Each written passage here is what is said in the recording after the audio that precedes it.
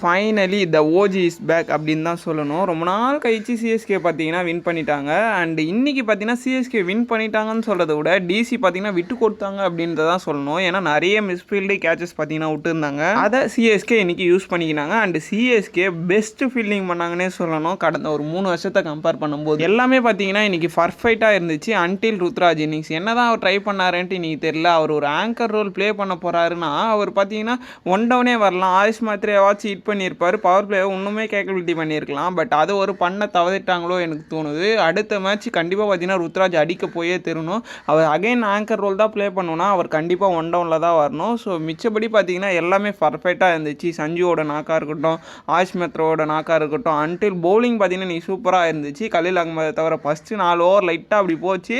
அதுக்கப்புறம் பார்த்தீங்கன்னா கம்பேக் கொடுத்துட்டாங்கன்னே சொல்லணும். இன்றைக்கி டிசி வந்து தோற்றதுக்கு ஒரு மெயின் ரீசன் என்னன்னா அக்ஷய் பட்டேல் தான் சொன்னேன். அவர் மட்டும் ருத்ராஜ் விக்கெட் எடுக்கலன்னா ருத்ராஜ் ஒரு மாசான 40 பால் 50 அடிச்சிருப்பாரு. ஸோ நம்மளும் தோற்றுருப்போம். என்னதான் இது வன்மத்தை கக்கிற மாரி இருந்தாலும் உண்மை அதுதான்.